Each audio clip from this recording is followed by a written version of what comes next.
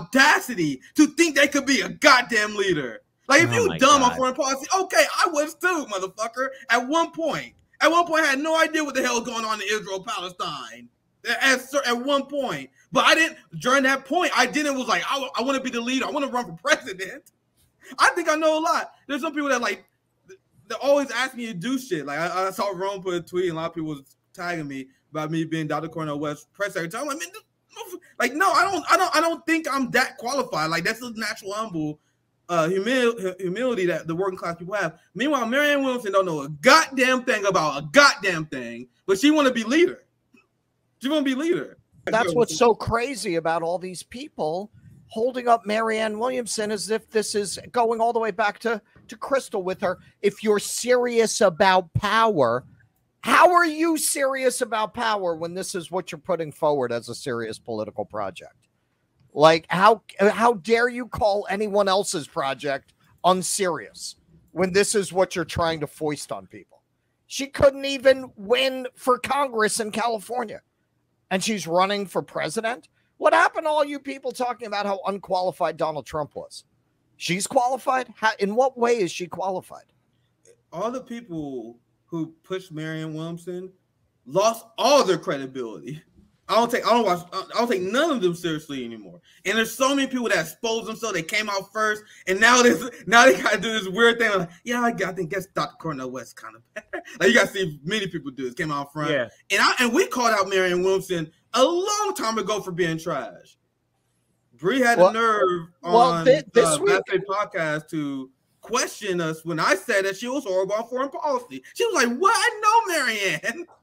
Yeah, you know her. She was you were at the wedding. Bree was like, "What are you talking about, Nick? Marianne is good." Have you ever interviewed Richard Wolff? Oh no, that would be a fire. No, did you see this shit this week where Katie Halper dropped that Richard Wolff, and I watched the clip. Oh yeah, I heard about it. I didn't watch it. He's praising Marianne Williamson. I that knocked me for a loop. I don't get it. Impossible. I swear to you. Go to Katie Halper's Twitter feed. She dropped the clip very proudly because, you know, she's on that train. She doesn't want to fully admit it. Yes, Richard Wolff. It was like, yes, she deserves to be taken more seriously than she is being taken. Went belly up in 2020. That's not a thing. That's not a thing to me. That's why I asked if you guys ever talked to him, because it knocked me for a loop. Richard Wolff. He was on Sabby's show, but he hasn't been on here. He was on Sabby's show though. Yeah. Now, and there's levels to this shit. We talk about this all the time. If you're a long time viewer, you know what I'm talking about. And I'm not saying this to degrade people, because we don't think leftism is a sign of morality, but Richard Wolff is an old school anti-communist social democrat. And they tend to be weak on foreign policy. So when I heard that, I wasn't surprised. He's great on economics, but they have this giant fucking weakness. So when they see Zionism, progressive about Palestine, you see what generation he is. That's just been a thing in his generation. In the United States, they don't give a fuck about foreign policy. It's not something that weighs on their conscience at all. Because when I show you this clip from Marianne Williamson, you can't even say she's 20%. We agree, because this is such a large part of the pie.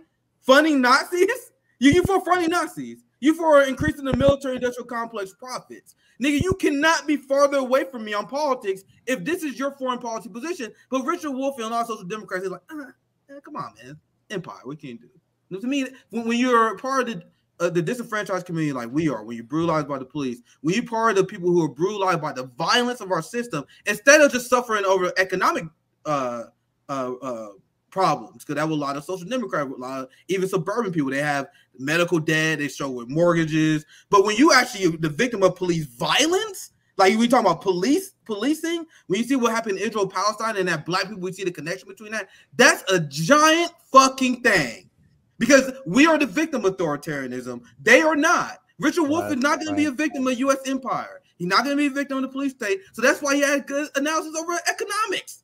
And I'm not even trying to diss him. This is just the reality of it. No, I moved past Chomsky a long time ago, because I learned that Chomsky has strong anti-communist empire roots. Like, he had good taste, but these things that There's levels to this shit. And Michael Prenti, when you compare Michael Prenti to Noam Chomsky, it's light and day when you see the difference. When you see Noam Chomsky going along with the establishment talking points about Stalin and Soviet Union. Meanwhile, Michael Prenti does lectures debunking all this bullshit, debunking Cuban nonsense. Anyway, I'll spare you guys.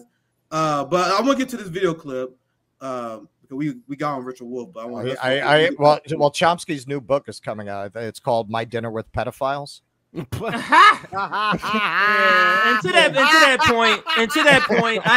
that point, I've never been a person that, like, Richard Wolff is not a god. Like, Noam Chomsky is not a god. Even Chris Hedges, and I like Chris Hedges. These people. So when you go, Chris Hedges said this, I'll go. Another human said something. What am I supposed to? What was my reaction supposed to be that another human said something? It's the person sort of showing, or they're showing that they believe in a hierarchy of thought. They believe in a hierarchy. These people have degrees. So come on, guys, you get what I'm saying? So I don't get that. You're boasting about Richard Wolff. Do you think Richard Wolff is going to vote for you? Like, you're boasting about Bernie Sanders, and then the next day he supports Joe Biden. It's just this is what she's left with, because because RFK took the sail out of the wind out of her sail, and then Cornel West capsized her boat. So she's completely just flailing in the water, just trying to grasp something. And if you haven't seen it, I know I've said this back, behind the scenes. Some of our friends in the PMC class, they have completely changed their framing and their content. Yep. And the framing in their content is trying to get people away from RFK and push them to Marianne Williamson. And let's be clear. We are the post-duopoly left. We're part of the post-duopoly show, but we're the post-duopoly left. And stop trying to sell being good on Medicare for all gives you a pass on being terrible on Palestine and Ukraine. That is not a pass on that professional managerial class. Go ahead, Nick. Yeah, we're gonna get RFK very soon because he's part of the segment, guys. You guys see what RFK said about Iran? Oh boy. Oh Jesus fucking Christ. People think this guy is anti-empire. We get to that soon because we're gonna cover both. Why? I didn't see that. You can kind of watch that fresh. Yeah, I didn't know. Yeah, all right. Here we go. Segment as why people who run as the Democrats are deeply unserious. Deeply unserious. If you're a Zionist bootlicker like RFK and Marianne, if you're fear-mongering over Iran like RFK is doing, you are not serious. You are not anti-empire. You are not anti-establishment, which I told you guys before because he's a Kennedy running as a Democrat. I don't know what the fuck you guys expect. But anyway, so let's get into the video. We had this load for a while, so let's actually dive into this because I'm going to have a lot to say. So I'm going to actually let it play for a bit. Marianne, I'm really about to mansplain to you right now because this video, I saw this video and I could not roll my eyes harder. Like, I've seen analysis from Joanne Reed, from Mika Brzezinski on Ukraine. You guys know I study these people. We do propaganda breakdowns. Marianne Williamson gets her information from MSNBC. That is definitely what's going on here. She is not a leftist in any way, shape, or form. And Marianne Williamson does great when she interviews people who are her friends who just right. Oh my God. I'm so happy Marianne's on. Oh my God, she's doing her crystal shit. She's speaking in poetry. You know, she was on Oprah. Oh my God, Marianne, thank you. What is Oprah really like? Thank you for coming on my show, Marianne. Oh my God, she's so pretty. Oh my God, this is amazing, right? But meanwhile, every fucking interview that ever pushed back on her, ever, including RBN, including Kim Iverson, including Glenn Greenwald, she completely melts down and exposes herself as a moron. She only does well on softball interviews, which RBN, as far as I know, was the first people who ever gave Marianne Williamson a hard interview. Then she went on Glendon and she died. Now she went on Kim Iverson and she died. So let's watch out. Well, it's an occupational hazard of hippie cult leaders. They don't deal with pushback well. Manson proved that. Ukraine war. I know you've said we should. Here we Actually, go. Nick, can you rewind it? Let me get the first couple of seconds there. Where are you? What is your stance on the Russia-Ukraine war? I know you've said we should fund more or give more weapons to Ukraine. Where are you at with this crisis today? There are people who seem to think that if you know how to put the word proxy in the same sentence as the word war, that you have it all figured out. Well, I don't think it's quite that simple. There are many people who just use that phrase proxy war as though that's it. Like people who know what the fuck they're talking about. I bet you Marianne Williamson couldn't define a proxy war. Right, exactly. What does that word mean, Marianne? Can you tell the people what that word means, proxy war? It's sort of like when Joe Rogan called out that one person who was calling Tulsi Gabbard a toady and she couldn't define it. What does proxy war mean, Marianne, to you? What is the definition? Why is she answering that? It wasn't even part of the question. Arrogance to act as if, oh, well, you think because you use the word proxy, you know what you're talking about. No shit. I'd like to see her take a quiz next to Aaron Mate on this issue, right? And see who scores highest. All right. I mean, I would bet my balls that Aaron Mate triples her at best in terms of knowledge of this topic. And well, you think because you use the word proxy that you know something. I mean, it's just so cheap. It's so incredible. This is an incredible video. It really is. This is actually incredible because she was like, just you think you know stuff. you think you know fancy terms. You think you're smart. You think you're so proud because you know what you're talking about. You actually such a chip on your shoulder because you have knowledge of the situation that I don't. She probably has PTSD for being on RBN. She's probably imagining speaking out to Nick like, "Oh, that guy, he's such a mansplainer. I hate RBN." That's how she's. Dude, she's so lucky. She's so lucky. She race quit before I got to Ukraine. Because listen to this. Listen to this now. No, it gets worse. Let's listen to more of this. Yeah. It gets way worse. I'll start from the beginning. That you have it all figured out. I'll go back. Think that if you know how to put the word proxy in the same sentence as the word war, that you have it all figured out. Well, I don't think it's quite that simple. There are many people who just use that phrase proxy war as though that's it. This is a complicated situation. Did the United States meddle? Yeah, we obviously did. Okay. So you're just going to contradict yourself just like that? So just like that, you're going to contradict yourself. Just like that. So the argument that we make, Marianne, I know it takes a while for you to catch up to speed on this. Our argument is that the United States meddled and armed and propped up extremist groups. And then you're like, yeah, people think it's a proxy war. Yeah, I think the United States meddled.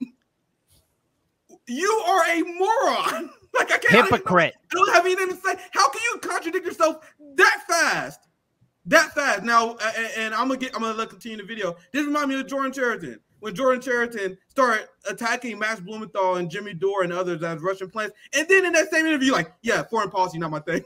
I don't know that much about foreign policy. You give me a pass. I don't study Ukraine, Russia. Nigga, if you don't study Ukraine, Russia, what gives you the authority to say that Max Blumenthal, who does it for a fucking living, is a Russian plant? The audacity of these people. I'm sorry, buddy, but you gotta let him finish. Let him finish. Let him finish. Let's play some more. I'm gonna play it just so you guys get a good comprehension of what she's saying. Yeah, let's let it play all the way through. Proxy in the same sentence as the word war, that you have it all figured out. Well, I don't think it's quite that simple. There are many people who just use that phrase proxy war as though that's it. This is a complicated situation. Did the United States meddle? Yeah, we obviously did. Should we have put those Aegis missiles in Poland? Absolutely not.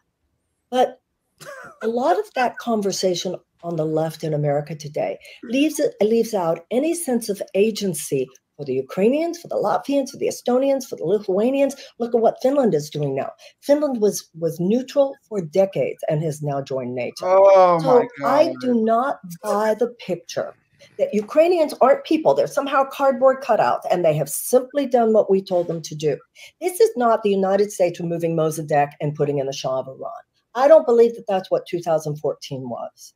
I believe that if you look at the way the Ukrainians are fighting right now, Kim, the kind of spirit that those people are showing, Jesus, that doesn't come from people who are just working at the behest of the U.S. State Department. Oh, Jesus! So and I also resent people saying like they're the pro-peace candidate if they haven't figured out how we got here. No, excuse me, we all agree on how we got here. How? It's 85, 90% of what you said, I would agree with.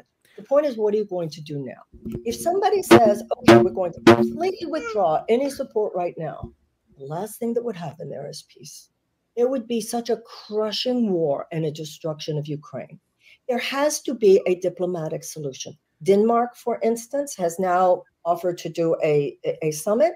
They've said it can't just be Ukrainian allies. It has to also be India, also be China, also be Brazil, all of which is realistic. Like I said, it's a multipolar world now. We should be supporting those diplomatic efforts, and I absolutely would.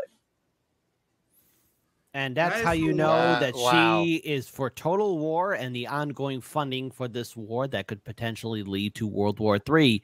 This is Marianne Williamson, the quote-unquote pro-peace candidate, who is saying that she will still gladly send in numerous checks, blank checks, to continue on this war, even as millions of people are suffering and struggling. And it's not, and when I say millions, I mean everyone across the world is impacted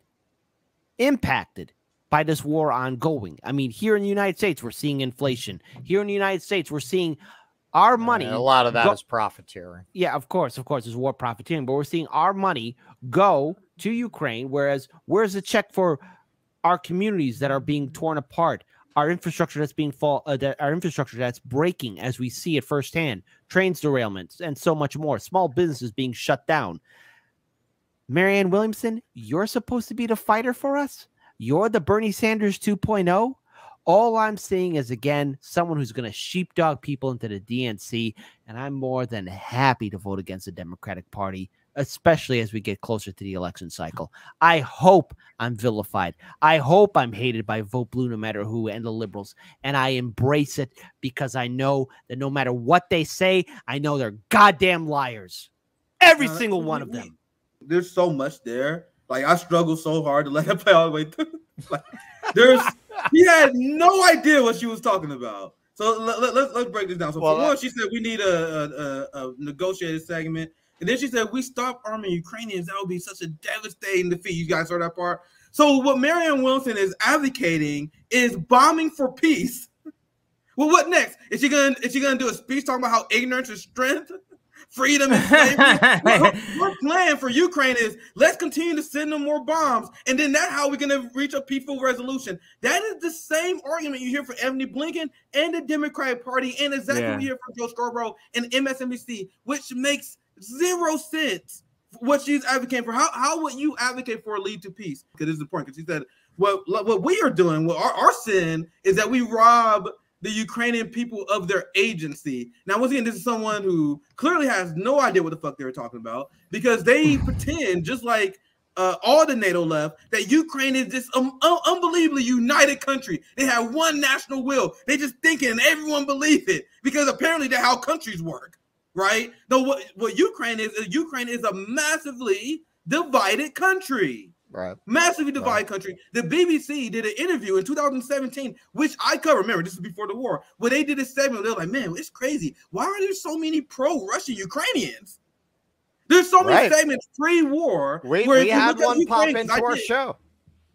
Sorry, Russia, go ahead. We had a Russian Ukrainian pop into our show. And yeah, man, he had a really different point of view about this. Zoya's love. Zoya's life. You guys know she's from the Soviet Union, formerly now Ukraine. She lived in she's from Odessa, Ukraine. She grew up there. You know the Zoya's, you know, the lady that come on here and debunk pro-Ukrainian Nazi propaganda, U.S. talking points on Ukraine. She's a Ukrainian. Zoya is. She's from the Soviet Union, and she explains how she got family. Everyone got family. Like, people in Ukraine and Russia cross the border all the time. So you hear people like Matt Dust, Bernie Sanders foreign policy advisor. He would say stuff like, oh, the Ukraine and Russia, they got no culture. They're completely separate. That's a complete fucking lie. That's a complete goddamn lie. They have a long time family history, long time cultural ties. That's why 50% of Ukraine spoke Russia before the fascists in Ukraine banned the Russian language. So Marianne Williamson supports the fascist Ukraine that bans the language that 50% of the country speaks. So when you say that you support Ukraine and you support the agency of the Ukrainians, you do not. You support the Nazis in Ukraine. That's why I say you're a Nazi collaborator, because Zelensky ran on a peace platform. There's millions. There's Ukrainians in the East that want to be pro-Russia that support and they wanted them to do their special military operation. So when they say they stand for all Ukrainians, no, they're talking about the Nazis in Ukraine. And one last thought, and I pass to the panel. Like many people who, when they hear our breakdown, when they hear Max breakdown, Aaron breakdown, many others, they said, "What are you guys saying that all Ukrainians are Nazis?" That is not what we are saying. We are saying that the United States, like they did in many other countries, they picked the most radical, extreme, far-right element that is willing to sell out their country to the United States in order to accomplish their overall goals. The Azov Battalion in the Ukraine is willing to sell out their people to the West in order to get their one nation, one people, which is the goal of the Azov Battalion and band rights, which is why they plagued Ukrainian Muslims, they went after Ukrainian Romani people, and they went after ethnic Russians, which Marianne Williamson do not give a fuck about. The NATO left don't give a fuck about any of that. But go ahead, Russell. I think Russell was going to chime in. Then I'll go after Russell. She just throws in, this is not us replacing Mossadegh with the Shah. Why isn't it? Why isn't it? Like, I was surprised she mentioned 2014 at all. But then she just makes this empty assertion that it's not the same thing, but she doesn't explain it. Now, I hope CJ is not going to come for me because I know he's out there in LA, but he probably doesn't like the side of LA I'm going to talk about here. Okay, so watching that just hodgepodge of language, that struck me as a con artist who's used to nobody contradicting her. And if you look at all these people who kiss her ass, they all talk, oh, she's such a powerful speaker. And I don't think anybody who's not prone to just get sucked into that kind of, you know, just cultish language finds her a powerful speaker. But the people who are prone to that language, a lot of them live in LA. When I went out to LA for the first time, I said, damn, man, the Scientology Center in New York is fucking empty, man. Everyone just makes fun of those people. You got them here like pizzerias. You got freaking every corner here is a Scientology center. It's not an accident. She was in New York. She was in Texas. She went out to LA because there is a class of people out there, particularly actors, who are prone to listen to this kind of gobbledygook and take it seriously. But now she's going into a political space, and this is part of why she reacted the way she did to you guys. She's a cult leader. She's not used to pushback. Yeah. That's why she can only I'm up next, Kick. I'm going next. Sorry. Yeah. That's why she can only handle these softball interviews. Then she goes into politics. People, you know, nobody pushes back on a cult leader like that. And as we know from some of the reporting, anybody who did that to her over the years, they were gone. Yeah, and I thought it was a hit. Well, not necessarily a hit piece, or maybe a smear piece, until I watched your guys' stream, and that's when I found out about the old stories, and I was like, wow, this shit has been going on for a while. And sorry, Kid, but I wanted to insert this because I want you to chime in with this part added to the conversation. Marianne Williamson is all about climate change. The United States sends radioactive depleted uranium shells to Ukraine. So with you saying we must fund this war in order to get peace, we're funding the war to get peace at the same time destroying the planet, which you said you were a climate. These professional managerial class types try to straddle the line of I'm all about the climate emergency thing. You can't be for war and pro NATO and pro military industrial complex while at the same time saying, oh, but I'm also for the Ukraine war. See, no, CJ, are you telling me you're not willing to sacrifice the planet for the Azov Battalion to win? that's the NATO left position, guys. That's the Marianne Williamson, AOC, Bernie Sanders position is, remember, the climate crisis is existential. We got to solve it right now, right? In fact, there was a story I saw, and I'll pass you, I know you want to chime in next. There was a story I saw where scientists said we already reached the point where we're supposed to stop before 2030. So, like, we're already too late. So it's existential. So you can't push it back. So what they're saying is, with Marianne Williamson and Bernie Sanders, what they're saying is we're going to sacrifice the planet so the Azov Battalion can win. You guys realize how ridiculous that is? I'm glad you brought that up, CJ. Go ahead, kid. Okay, when it comes down to climate change, we know that the military-industrial complex is systematically, again, contributing to the overall impact to our planet. And when we see somebody like Marianne Williamson constantly say, well, wait a minute, we need to continue to fund this war, that tells me that she is already in line with the establishment. I hope that answers your question. Yes, sir. Yeah, okay. Because again, when we look at what is being produced by the military-industrial complex, so I shared this in the private chat, we know that the whole idea is to continue ongoing production of military hardware in industry. And of course, through that the production of military hardware in industry, we're seeing our environments being polluted. But what is also being presented to people, and that is all this broken equipment. And this just came out from the New York Times. I clicked the link that was posted by RT. This came out June 19th, today. The West is sending broken weapons to Ukraine. We've seen this before by numerous other proxy wars and other wars that the United States has been involved in. And we are sending broken weaponry into this conflict zone. All this war profiteering, all this unchecked armaments, and not to mention adding on to this, something that happened last year when CBS did a documentary series on weapons being unaccounted for that were being sent to Ukraine. What happened to that documentary that CBS posted? It was taken down. We are sending in, not only is the West producing broken equipment, a lot of this is not working, and all of it's also unaccounted for. You have people cannibalizing parts.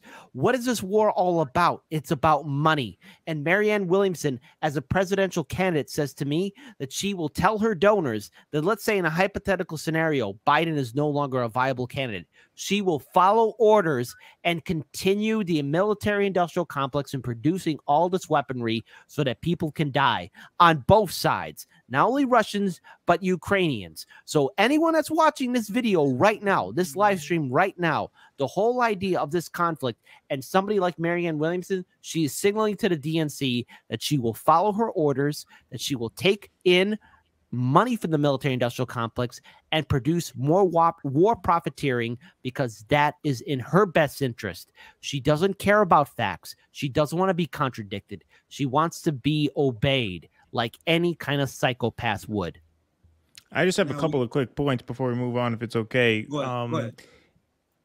On the question of Ukrainian agency, that is neither here nor there. We are funding the war, so it's really a question of our agency. This is not about denying Ukrainians agency. Don't we have agency as a state? Don't we have agency as a people? Do we want to support war? Do we want to support peace? That's a question of our agency, not theirs. Our choice in no way is a judgment upon Ukrainians' agency. That's a completely nonsense point. The other point that I think is overemphasized in all of this, and she brought up the 2014 coup as if that was this really pivotal moment, right? And lots of these hawks try and sort of litigate that. That's not the pivotal moment. That was just an inevitable step towards this confrontation with Russia. If you want to look at pivotal moments, you look at the end of the Cold War. If we weren't determined to have this out with Russia, NATO would have been disbanded after the fall of the Soviet Union. You could even go as far back as to say, if we weren't willing, if we didn't want a confrontation with Russia, NATO would have never been formed after the Second World War. So if you really want a start date, right, if you really want to know when all of this got started, the date I would put on it is actually 1917. Right? We have had it out for Russia since their revolution. And how anyone on the left does not understand this by now is mind-boggling to me. And so you have all these all these people who like to try and litigate who's the real left and who's not, and they get their panties in a bunch when people call them out for not being real leftists. If you don't understand that this is a conflict over a century in the making at this point, then you're just not a serious left thinker, in my view. And so how Marianne Williamson is now carrying the torch for your, so-called left movement, it's just absurd. I generally believe in leaderless movements. Like, after seeing the failure of the Bernie Sanders movement, seeing how they assassinated our leaders, there's pros and cons. There's pros of having the leaders. I'm not saying there's none. We talk about this join our third-party summit. One of the cons of having a leader is what happened to the leader. What happened to the movement after that? And we see how they assassinate civil rights leaders, how that stifled movements. We saw the Ferguson protesters was killed. What happens if the leader sells out, like Bernie? Like, there's so many cons. Now, the pros is that you can have a narrow vision. Like, if you don't have a leader, if you have like a leaderless movement that can create more bureaucracy and create slowdown in the movement, it can create conflict. Having a leader can allow you to have a pointed vision. But generally, for the most part, after seeing and studying history, I'm a fan of leaderless movements. And if someone does a lot of great work in that movement, they will be naturally elevated as a leader anyway. Rome is considered a leader in RBN. Rome is considered a leader among our community by everybody. Like, not because he just leads by example. That's how leaderless movement works. It's the most accountable way of doing things, because if whoever it does put in the most work, whoever showed the most leadership skills, will naturally be promoted to and be followed as a leader. Now, that's why when I look at Marianne Williamson and RFK, I cannot roll my eyes hard enough, because people are like, oh my, I get this ever since the start of me being a citizen journalist. You gotta realize that ever since the fucking start, people you criticize me for being too hard on Democrats. Then the AOC stands and Bernie stands say, Nick, you too hard on Bernie and AOC. Now, the new wave of people are the RFK and Marianne Williamson people. RFK fans are like, man, Nick, why are you so hard on him? He only doing a little bit of Zionism. Come on, Nick, take it easy on RFK. I know he's not anti-imperialist, but he said good stuff on COVID, so I'm supposed to ignore his other bullshit?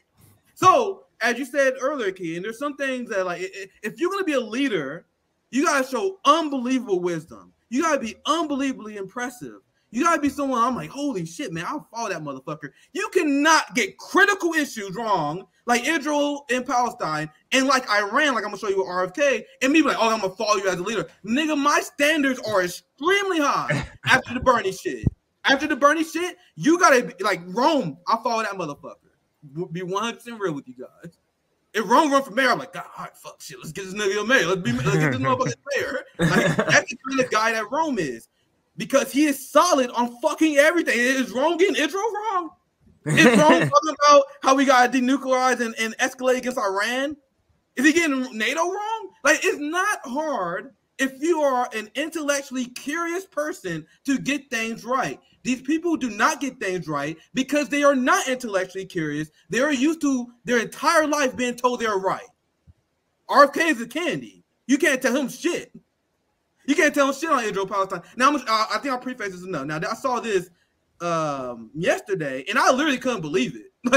I'm like, man, this guy is getting worse. So, and his opinions about Dark Side of the Moon are beyond the pale. You guys see, I'm like, oh man, RFK's an anti-vax. Don't give a fuck about what you think about vaccines and all that shit. I care about what you still on Empire. And I roll my eyes hard as fuck when people pretend that Donald Trump is some sort of friend of our movement. And they're like, well, Donald Trump is anti-war. No, he's not. Donald Trump is pro-imperialist. Donald Trump escalated sanctions. Donald Trump tried to overthrow Venezuela. Yes, Donald Trump did not start a war. He didn't start a war because John Bolton wouldn't let him. Donald Trump said he wanted to invade Venezuela.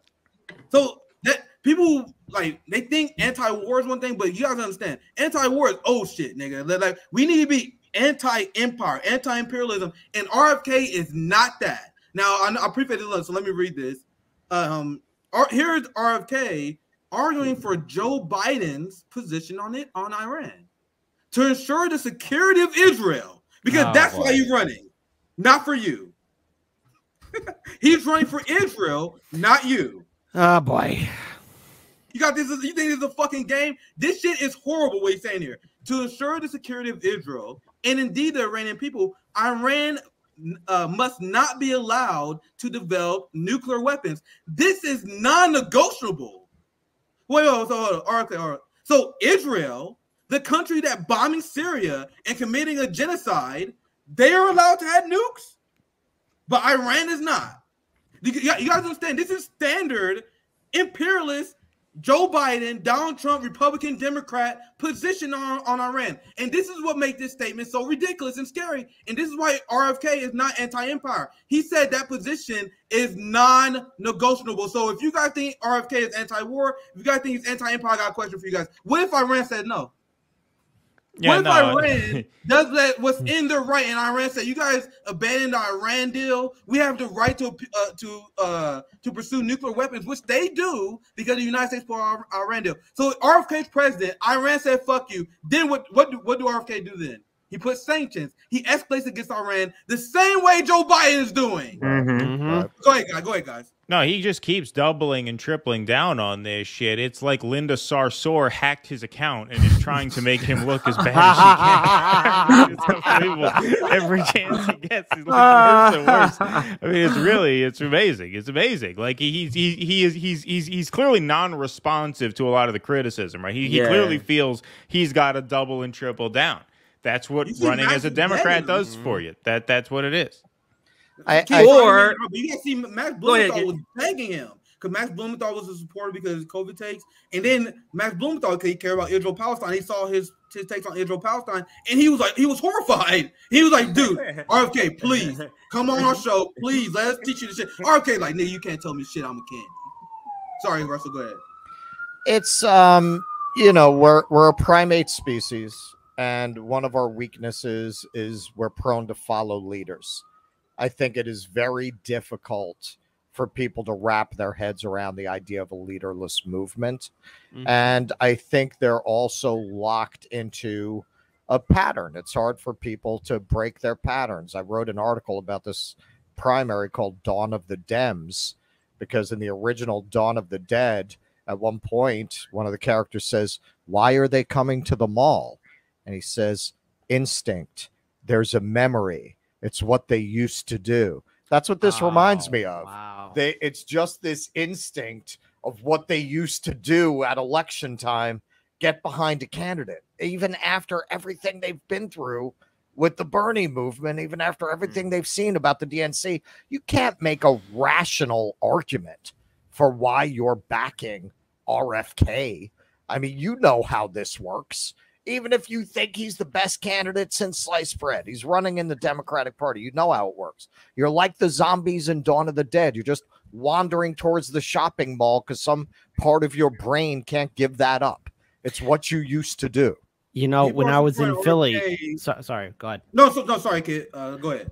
Well, when I was in Philly, for example, I saw firsthand people still thinking that Bernie Sanders could still win, that he had this in the bag, that he could still become president. And, you know, I understand now why there is such an attachment to Marianne Williamson and RFK. It's because people want to relive that moment because Bernie Sanders was so close to it. And truth be told, if Bernie Sanders really won the fight, we really would have gotten to that moment and that point in time, but he didn't, and people still want to hold out for hope and see that could happen. And unfortunately, we're not in that point in time, and people are still hypnotized by the romanticism of changing the system.